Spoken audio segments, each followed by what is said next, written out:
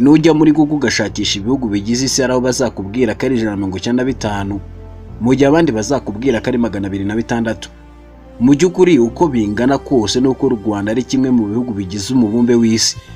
U Rwanda kandi ni kimwe mu bihugu 54 bigize umugabane wa Afurika, kikaba ari kimwe mu bihugu bigize umuryango wa Afurika y'Iburasirazuba ugizwe n'ibihugu 7. Ibyo ni u Rwanda, Burundi, Repubulika Iharanira Demokarasi ya Congo, Tanzania, Uganda, Kenya na Sudani y'Epfo. U Rwanda rero kikaba ari igihugu kitakora ku nyanja bizwi nka landlocked countries. Kikaba rero gikikijwe n'ibihugu 4. U Burundi buri mu majyepfo yacyo, Tanzania iri mu burasirazuba bwacyo, Uganda iri mu majyaruguru ndetse na Repubulika Iharanira Demokarasi ya Congo iri mu burengerazuba bw'igihugu cy'u Rwanda. U Rwanda rero twakubwira ko ari igihugu n'ubundi cyagiye gihura n'ibibazo bitandukanye kuko cyanakoronejwe n'ibihugu 2 ari byo Ubudage n'Ububirigi. Nuko mu mwaka w'1962 kibona ubwigenge. Gusa ariko cyakomeje kugira ibibazo byaje bikurikira n'ubundi ubwigenge kuko hakomeje kuza ibibazo by'amacakubiri mu Banyarwanda ari nabyo byaje kubyara jenoside yakorewe Abatutsi muri Mata 1994, ikintu cyashigesha u Rwanda hafi yo gusenyuka burundu. Kuva nyuma ya jenoside kugeza uyu munsi, iki gihugu cy'u Rwanda n'ubundi cyanyuze mu madida nakomeye cyane kugira ngo kigeraho kiri ubu. Paul Kagame rero niwe muyobozi wacyo kugeza ubu, aho yatangiye kukiyobora kuva muri 2000, ariko muri 2003 akaba aribwo n'ubundi yatorewe cyangwa se yatowe n'Abanyarwanda muri rusange. Mbega kugeza ubu u Rwanda ni igihugu bigaragara ko kigana heza pe, cyane ko n'umuyobozi wacyo ahora atwara n'ibikombe bitandukanye. Gusa ariko nanone kugeza ubu nuko mu bihugu byose bikikije iki gihugu murabyibuka nta na kimwe kitarashwana n'u Rwanda, niba ariko navuga. Ibyo ni Burundi, Uganda, Repubulika Iharanira Demokarasi ya Congo, Tanzania. Gusa ubu bimeze neza usibye Repubulika Iharanira Demokarasi ya Congo. Ni benshi rero bakunze kwibaza niba ari ibyo bihugu byiyenza ku Rwanda cyangwa se none niba ari u Rwanda rwiyenza kuri byo. Ariko kugira ngo ugire ubutera ibuye nuko ugomba kumenya ko Tanzania yirukanye nyine mu gihugu cyayo Abanyarwanda bagera ku 20 ngo babaga mu gihugu mu buryo butemewe n'amategeko nta n'ibyangombwa bafite. Aho hari mu mwaka 2013. Tugeze muri 2015 tukanyarukira mu Burundi, aho imvururu n'ubundi mu Burundi zatangiye gukaza umurego, zari ku rwego ndetse kandidatire ya Perezida Nkurunziza Pierre ku mwanya w'umukuru w'igihugu. U Burundi kuva icyo gihe n'ubundi bwatangiye kuvuga ko u Rwanda ari rwo rwari inyuma yazo, ariko u Rwanda n'ubundi rwarabyamaganiye kure. Gusa mu gihugu cy'u Burundi hari kubera ubwicanyi ku buryo benshi bahunze igihugu. Byageze naho Perezida Paul Kagame w'u Rwanda avuga ko bimurenze, katazi impamvu bavuga ko bazi Bibiliya ariko bakaba batuma abaturage bicwa barebera. Ntabwo ari u Burundi na Tanzania gusa byashwanywe n'u Rwanda, kuko ubwo Uganda n'ubundi yahisiza. Ubwo mu mwaka 2017 u Rwanda rwagaragaje ko imitegekere cyangwa se imiterere y'iki kibazo ishingiye n'ubundi ku ngingo 3: gushotora Abanyarwanda mu bihe mu buryo butandukanye bikozwe n'inzego z'umutekano za Uganda, gushyigikira imitwe y'abarwanya leta y'u Rwanda cyangwa se igerageza guhungabanya umutekano w'igihugu, no kubangamira ubukungu bw'u Rwanda mu buryo butandukanye. Urebye rero ubona ko umwuka mwiza wagarutse hagati y'ibihugu byombi, ni ukuvuga Tanzania, Burundi ndetse na Uganda. Ariko kugeza ubu igihugu navuga ko kigezweho ni Repubulika Iharanira Demokarasi ya Congo. Iki gihugu rero kivuga ko u Rwanda rufasha umutwe witwaje intwaro wa M23, mu gihe u Rwanda rwo rubihakana rukavuga ko ahubwo Congo ifasha umutwe w'iterabwoba wa FDLR rugizwe n'abasize bakoze jenoside yakorewe Abatutsi mu mwaka 1994. None se muri rusange haba harimo kwitana ba mwana, ninde uri mukuri? Ese u Rwanda koko nirwo rwiyenza ku bihugu bituranye? Kuki u Rwanda buri gihugu cyose kirukikije byarebanya yungwe? Ndagira ngo mwese mutega amatwi iki kiganiro kugira ngo mwumve neza ibyo mutumvise. Kora subscribe, ukore share, ikindi utere comment ku biganiro n'amakuru cyenda tukugezaho. Urubuga theNewHumanitarian.org ruvuga ko ubwo hari kuwa 25 Nyakanga 2013 uwari perezida wa Tanzania Jakaya Kikwete yabonye ko mu gihugu cye hari abaturage basaga 35,000 bahatuye mu buryo butemewe n'amategeko. Aba rero barimo 15,000 by'Abarundi, 7,000 by'Abanyarwanda ndetse n'ibindi bihumbi n'ubundi byaturukaga muri Uganda. ubwo nibwo Kikwete n'ubundi yahise ategeka kabo bagande bose abanyarwanda ndetse n'abarundi bataha bagasubira iwabo bitarenze tariki ya 11 Kanama uwo mwaka wa 2013. Icyo gihe rero hari benshi batanze ubuhamya bavuga ko polisi yo muri iki gihugu ya Tanzania n'ubundi yabirukanaga shishi itabona batabaretse ngo batware utwabo cyangwa se nanone ngo banashesere ku nshuti zabo. Ubwo nibwo abanyarwanda babaga muri kiriya gihugu basagaga 7,000 birukanwe bakagaruka mu Rwanda, mbega mu gihugu cyabo. Umubano hagati y'ibihugu byombi rero warangiritse mu mwaka wa 2012 ubwo perezida wa Tanzania Jakaya Kikwete yavugaga ko u Rwanda n'ubundi rushyigikirana na FDLR, umutwe ushinjwa uruhare muri jenoside yakorewe abatutsi mu 1994 ndetse n'ibindi bikorwa by'ubwicanyi. Muri 2013 rero hakurikiyeho ko Tanzania yirukanye abanyarwanda bagera ku 20,000 bashinjwaga kuba muri icyo gihugu nta byangombwa. Kuva rero mu myaka ya za 60 kugeza mu 1990 muri Tanzania n'ubundi hahungiye abantu biganjemo abarundi, abanyarwanda n'abanyekongo. Bamwe bahawe ubwene gihugu mu 1970, abandi muri 2013, abandi benshi ntibawubuhawe, ndetse bivugwa ko n'ubundi bahatuye mu buryo butemewe n'amategeko ko bene wabo benshi batashye mu bihugu byabo. Abahasigaye rero kongeraho abandi ngo bagiye kuhashakira amaramuko bose bafashwe nk'abantu bateje ibibazo igihugu cya Tanzania. Tanzania rero mu mwaka wa 2013 Tanzania mu mwaka wa 2013 yanenzwe cyane n'u Rwanda uburyo yirukanye bamwe mu bari bahatuye nabi cyane, biganjemo abantu baciriritse bari aborozi ndetse na bamwe bakabanza kunyagwa ibyabo, hakabamo n'abagirirwa nabi kuko hari abarashwe n'imyambi. Iki gihe rero hari benshi bavugaga ko abanyatanzania kubera igihe nyine bahamaze, ariko mu by'ukuri ibyo Tanzania ntabwo yabyitayeho kuko n'ubundi yavugaga ko abantu baturutse hanze bahatuye mu buryo butemewe n'amategeko kari bo bateze umutekano muke n'ibibazo. Ubwo rero nibwo bahisemo gukora kiriya gikorwa ndetse bakora ibarura, maze abahatuye mu buryo butemewe n'amategeko birukanwa shishi itabona, harimo n'abanyarwanda basaga 20,000. Perezida rero wayoboraga iki gihugu ariwe Jakaya Kikwete yaje no kuvuga ko u Rwanda rufashe FDLR igizwe n'abasize bakoze jenoside yakorewe abatutsi mu mwaka wa 1994. Umubano w'ibihugu byombi warangiritse, gusa nanone nyuma wagiye ugarurwa nyuma y'imyaka 3. Ubwo ari ku itariki ya 8 Ukwakira 2015, Minisitiri ushinzwe ibikorwa by'umuryango wa Afurika y'Iburasirazuba yakiriye itsinda ry'intumwa ziyobowe n'ikigo gishinzwe serivisi z'ubwikorezi bw'amakontineri Tanzania International Container Terminal Services Limited, bizeza abacuruzi b'abanyarwanda kubagereza serivisi y'icyambu cya Dar es Salaam mu gihe icyizere cy'umutekano w'ibicuruzwa byabo cyari cyarayoyotse. Nabibutsa ko Tanzania ari igihugu gikora ku nyanja y'Ubuhinde, ibyo bivuze ko n'ubundi hanyuzwa ibicuruzwa byinshi ku buryo n'u Rwanda rubyungukiramo kuko ariho narwo runyuze ibicuruzwa byarwo. Ubwo bivuze ko mu gihe ibihugu byombi n'ubundi bitari kumvikana, byari kugora u Rwanda ko rwabasha kubona ibicuruzwa binyuze nyine mu mazi mu buryo bworoshye. Ikindi kandi Tanzania ni igihugu kigira ibicuruzwa byinshi kizana mu Rwanda, cyane ko habaye inganda nyinshi. Gusa nanone reka tuvuge no ku gihugu cy'u Burundi. Mu mwaka wa 2015 mbega ibyo u Rwanda na Tanzania biri gusubira mu buryo cyangwa se biri kujya ku murongo, nibwo Burundi rwahise bwikubitamo. Uti byaje gute rero? Kuva imvururu z'u Burundi zakaza umurego zikuruwe na kandidatire ya Perezida Nkurunziza ku mwanya w'umukuru w'igihugu, iki gihugu cyakunze gushinja u Rwanda ko arirwo n'ubundi ruri inyuma yazo, gusa bikamagarirwa kure n'abayobozi barimo na Perezida Paul Kagame w'u Rwanda. Impunzi ibihumbi zisaga 75,000 zahungiye mu Rwanda kuva imvururu zo mu Burundi zakaza umurego muri Mata. U Rwanda rero rwarazakiriye rurazifasha mu buryo bwose bushoboka kandi bukwiriye.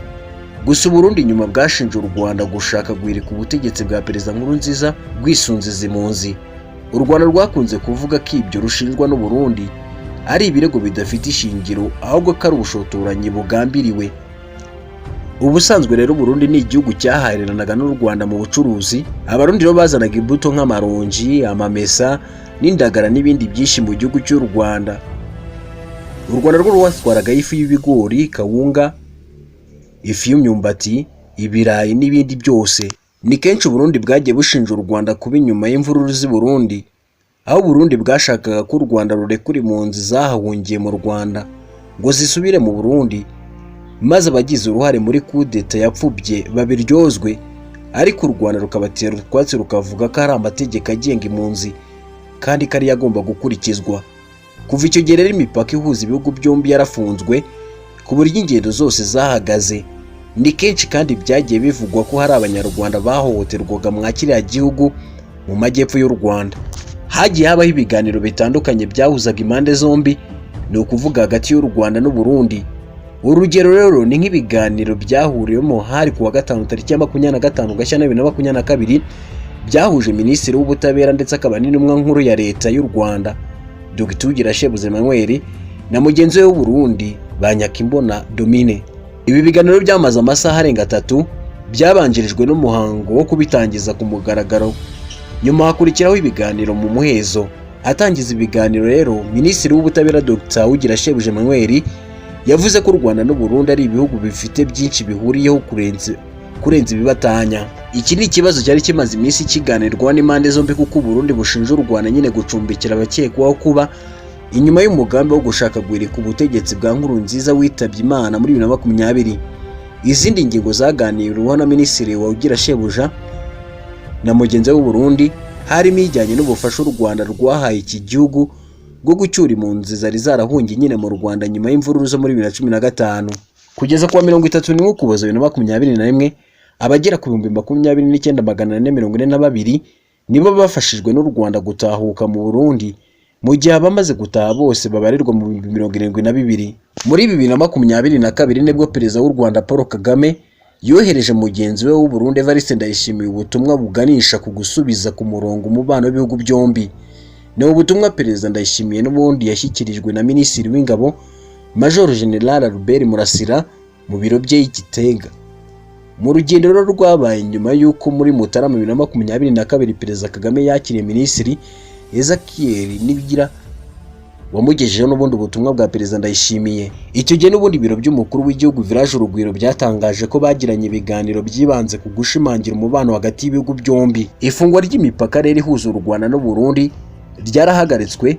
Ubuhahirane hagati y'abaturage n'impande zombi bishyira mu gihombo benshi mu bacuruzi bakoreraga ibikorwa byabo muri ibyo bihugu.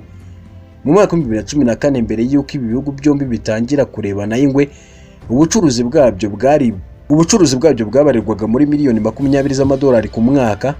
Nyamara mu gihembwe cya gatatu cya 2021 imibanire yahagarara ko ubwo bucuruzi n'ubundi bwageze kuri miliyoni 0.1 z'amadolari. Gusa none kuwa 7 Werurwe 2022 leta y'u Rwanda yafashe icyemezo cyo gukomora urujya n'uruza rw'abantu ku mipaka yarwo ku butaka, ariko Burundi nabwo bwahise n'ubundi bufungura uruhande rwabwo.